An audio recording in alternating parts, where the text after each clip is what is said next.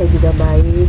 Sebelumnya saya mohon maaf sekali ya Bu, karena telah merepotkan dan mengganggu waktu Ibu. Namun saya juga mengucapkan terima kasih karena telah diberikan kesempatan untuk melakukan wawancara terkait tugas CBT saya. Iya Ibu, dengan senang hati insya Allah saya akan membantu Ibu. Jadi begini ya Bu, tugas ini memang diberikan untuk memenuhi tugas demonstrasi kontekstual pada modul 3.1, yaitu mengenai pengambilan keputusan berbasis nilai-nilai kebajikan sebagai pemimpin. Terkait pengambilan keputusan, tentunya Ibu sebagai kepala sekolah pasti sering mengambil keputusan ya Bu ya.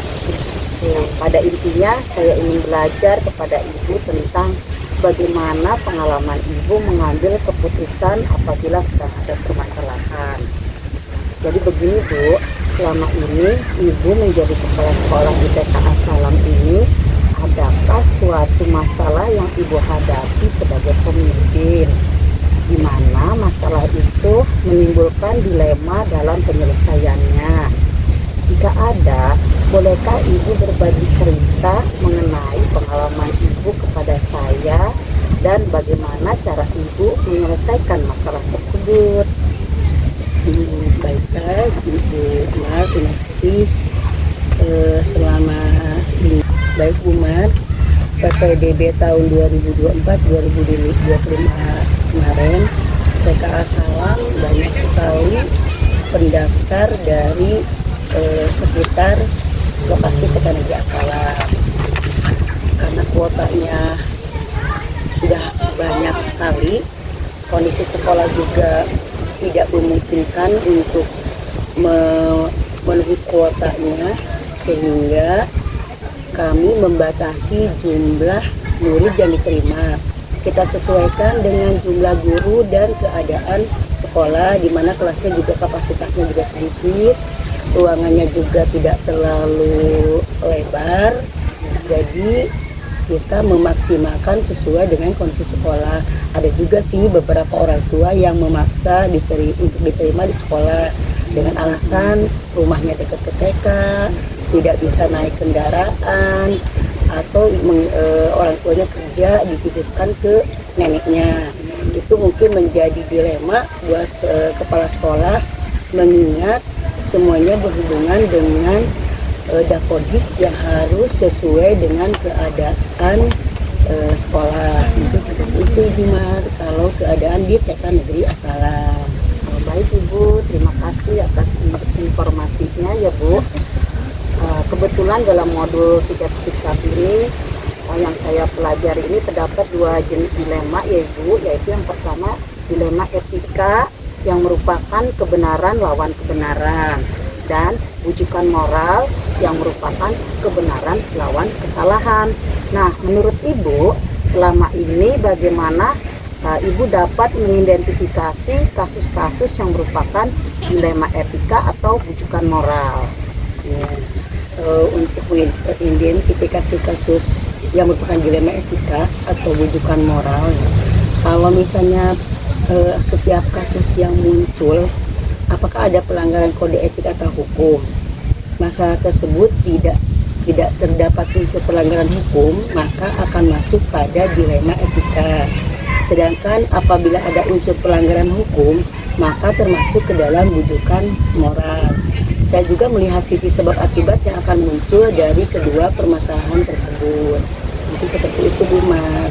Baik Bu Imas, selama ini bagaimana Ibu menjalankan pengalaman keputusan di sekolah Ibu, terutama untuk kasus-kasus di mana ada dua kepentingan yang sama-sama benar atau sama-sama mengandung nilai kebajikan?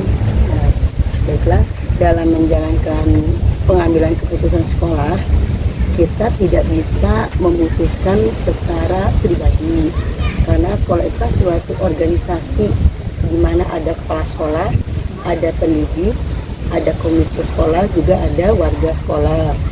Jadi semua itu ada kepentingan yang sama-sama benar dan sama-sama mengandung nilai kebajikan. Saya akan berusaha meneliti dulu masalah yang ada dari siapa yang terlibat di dalamnya. Lalu saya juga akan mengumpulkan fakta-fakta baru dan mencari tahu apakah kasus tersebut ada pelanggaran hukum atau kode etik. Setelah itu saya akan mencari solusi terbaik untuk memutuskan permasalahan mana yang lebih penting dan utama yang akan saya pilih atau lakukan nantinya untuk keberhasilan dari suatu lembaga yang saya pimpin. Begitu Bu Mas. Baik Bu Imas, selanjutnya langkah-langkah atau prosedur seperti apa yang biasa Ibu lakukan selama ini? Untuk langkahnya itu atau prosedur yang biasa kita lakukan itu, kita biasa mengambil musyawarah untuk mufakat, karena bagaimanapun suatu musyawarah mufakat itu harus kita ambil berdasarkan kesepakatan dari seluruh warga yang ada di satuan pendidikan, terutama dengan guru-guru pendidik yang ada di TK Negeri Asalan. Jadi kita ambil keputusan yang terbaik yang tidak memihak kepada siapapun. Seperti itu langkah yang kita ambil, yang menjadi intinya suatu keputusan harus diambil berdasarkan musyawarah bersama. Baik Bu Imas, selanjutnya hal-hal apa saja yang selama ini Ibu anggap efektif dalam pengambilan keputusan pada kasus-kasus dilema etika? Pengambilan keputusannya tetap harus adanya musyawarah untuk mufakat. Kita tidak bisa mengambil suatu keputusan dengan sebelah pihak mengutamakan ego pribadi atau ego seseorang. Jadi keputusan itu tetap harus keputusan bersama, diambil secara bersama. Kita cari kesepakatan bersama yang lebih baik, solusi yang terbaik juga. Baik Ibu, terima kasih. Selanjutnya hal-hal apa saja yang selama ini merupakan tantangan dalam pengambilan keputusan pada kasus-kasus dilema etika itu, Bu? Masalah yang selalu ditemukan melihat situasi dan kondisi yang ada di lingkungan sekolah dalam sebuah penyelesaian kasus dilema etika, saya melihat di mana masalah yang harus segera saya tangani atau tidak. Jadi masalah tersebut kita bagi mana yang termasuk urgent yang harus langsung ditangani, akan saya tangani di situ langsung di tempat itu dan pada waktu itu juga. Tetapi apabila masalah tersebut tidak urgent, tidak terlalu penting, malah masalah tersebut bisa kita selesaikan, kita membuat agenda rapat untuk berkumpul bersama, masalah yang kita hadapi itu seperti apa, kita lihat dulu keurgennya seperti apa, sehingga masalah itu bisa kita selesaikan secepatnya, tidak terlalu larut, karena menunggu suatu keputusan tersebut.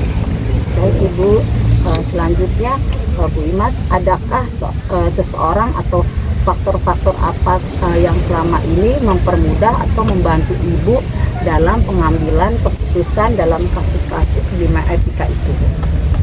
Yang pasti untuk menyelesaikan suatu masalah, untuk mempermudah suatu penyelesaian, saya harus dibantu dan sangat memerlukan bantuan dari semua guru, semua pendidik, tenaga pendidik yang ada di sekolah, komite sekolah, terutama dari yayasan. Nah, apapun juga masalah itu, dari pengawas itu membina kita untuk membantu menyelesaikan suatu masalah. Terutama kita juga harus melibatkan pihak orang tua murid dalam menyelesaikan suatu masalah. Berarti warga sekolah dengan pengawas binaan dan guru-guru ya?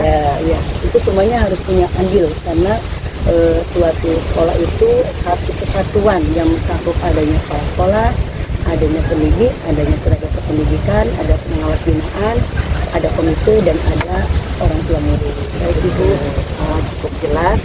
Selanjutnya dari semua hal yang telah disampaikan, pembelajaran apa yang dapat Ibu petik dari pengalaman Ibu mengambil keputusan dilema etika itu? Jadi pelajaran yang saya dapat petik dari pengalaman saya selama ini jika mengambil keputusan dilema etika adalah saya harus dapat memutuskan dan memilih mana kasus yang lebih urgent, yang lebih utama atau lebih penting yang harus saya dahulukan. untuk diambil suatu keputusan dalam menyelesaikan masalah, karena itu sangat penting sekali untuk bermusyawarah bersama warga sekolah yang terlibat untuk mencari solusi yang paling baik dari permasalahan tersebut.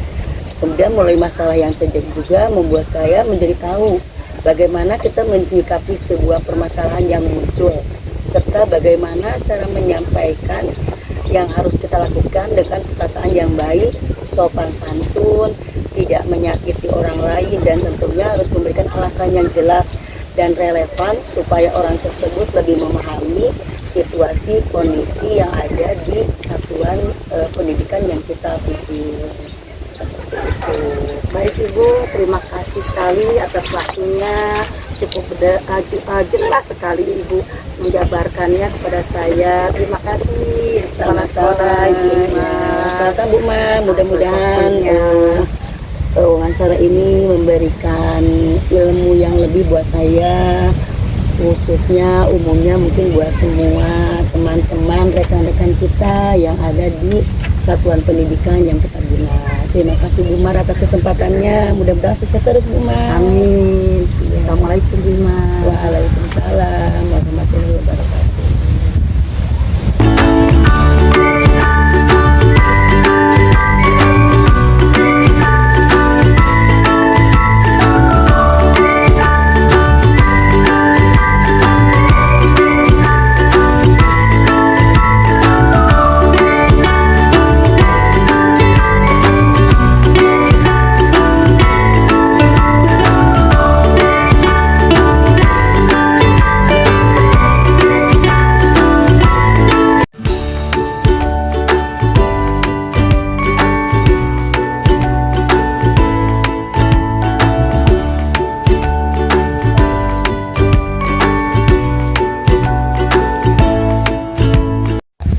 Assalamualaikum Bu Tini. Waalaikumsalam Bu Mat.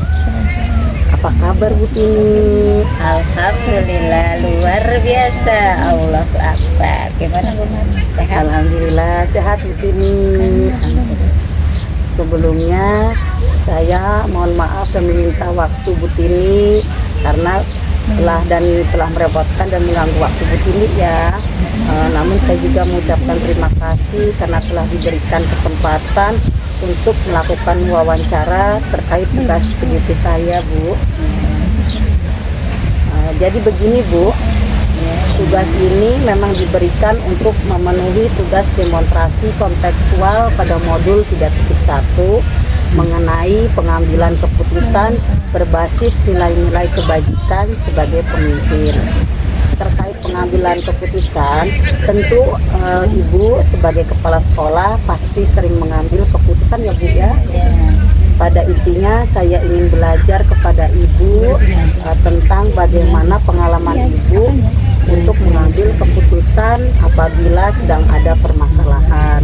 Jadi begini Bu, selama ini Ibu menjadi kepala sekolah di TK Al-Hakim, ini adakah suatu masalah yang Ibu hadapi sebagai pemimpin, di mana masalah itu menimbulkan dilema dan penyelesaiannya? Jika ada, bolehkah Ibu berbagi cerita mengenai pengalaman Ibu kepada saya dan bagaimana cara Ibu menyelesaikan masalah tersebut? Baik, saya selalu jawab Bu Mat. Nah, untuk dilema ini pada saat itu ya memang di TK Al-Hakim ya saya sebagai kepala sekolah meminta izin saat ada rapat ya. Namun saat itu ada guru juga yang pagi-pagi sudah nge-WA kabar, memberi kabar dia sakit. Jadi setelah saya mengikuti rapat dan mengizin datang terlambat karena untuk mengikuti rapat, di samping itu saya juga harus mengisi kelas yang kosong ya, dikarenakan ada guru yang pagi-pagi menginfokan untuk tidak masuk karena sakit ya. Supaya kegiatan berjalan kondusif, maka saya harus mengisi kelas dulu, baru setelah itu saya untuk mendampingi, menghadirkan OPS untuk bisa mendampingi di kelas saya dan saya bisa izin untuk kegiatan selanjutnya. Mungkin itu Bu. Baik Ibu, terima kasih. Kebetulan dalam modul 3.1 ini ya Bu, Ya. yang saya pelajari ini terdapat dua jenis dilema ya Bu. Yang pertama yaitu dilema etika yang merupakan kebenaran lawan kebenaran, dan yang kedua yaitu rujukan moral yang merupakan kebenaran lawan kesalahan. Nah, menurut Ibu, selama ini bagaimana Ibu dapat mengidentifikasi kasus-kasus yang merupakan dilema etika atau rujukan moral, Bu? Cara saya sih kalau dalam mengidentifikasi kasus-kasus yang merupakan dilema etika itu atau rujukan moral, dengan cara saya mencari tahu terlebih dahulu setiap kasus yang muncul pada permasalahan itu. Apakah ada pelanggaran kode etik atau hukum? Jika masalah tersebut tidak terdapat adanya unsur pelanggaran, maka akan masuk pada dilema etika. Namun, jika terdapat unsur pelanggaran hukum, maka termasuk dalam rujukan moral. Selain itu juga, saya juga akan melihat sisi-sisi sebab akibat yang akan muncul dari setiap permasalahan tersebut.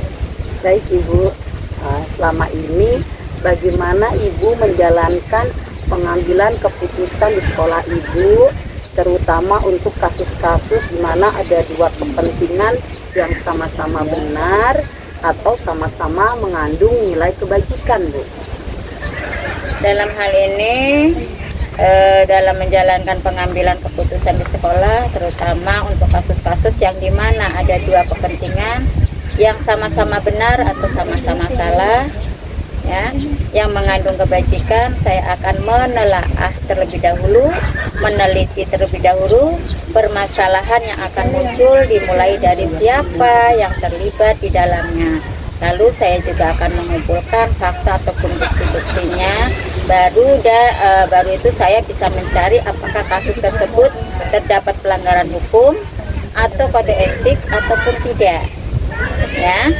Lalu apakah dampak dari permasalahan tersebut? Selain itu juga saya akan mencari solusi yang terbaik dalam pengambilan keputusan. Yang lebih penting serta utama yang akan saya pilih adalah atau lakukan nantinya dalam pengambilan keputusan, saya akan melibatkan semua warga sekolah, ya, terutama di situ ada guru senior, ya, yang bisa untuk dijadikan pengambilan keputusan dalam penyelesaian masalah tersebut. Hal ini juga saya lakukan supaya keputusan yang saya ambil tidak hanya atas pilihan dan pandangan pribadi saya, namun melibatkan pihak-pihak lain. Semua keputusan yang nantinya kedepannya dapat dipertanggungjawabkan. Ini itu, Bu.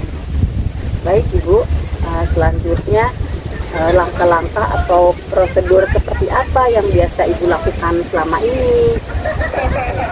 Kalau untuk langkah sih atau prosedur yang biasa saya lakukan selama ini ya mengumpulkan semua guru, ya, apalagi ada guru-guru yang senior yang ada di sekolah untuk melakukan musyawarah dalam mengambil mufakat bersama, mencari mufakat yang jika memang diperlukan saya akan melibatkan komite sekolah, juga mengambil keputusan secara bersama.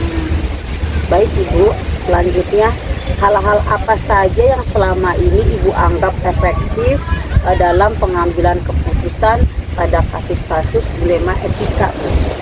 Baik, Bu Mat, mengenai hal-hal yang selama ini saya anggap efektif dalam pengambilan keputusan tersebut, ya, pada kasus-kasus dilema etika adalah mengadakan musyawarah atau rapat dengan warga sekolah, baik itu komite, paguyuban kelas, dan tokoh masyarakat yang terlibat dalam kasus tersebut, berdiskusi bersama dan mencari solusinya secara bersama-sama.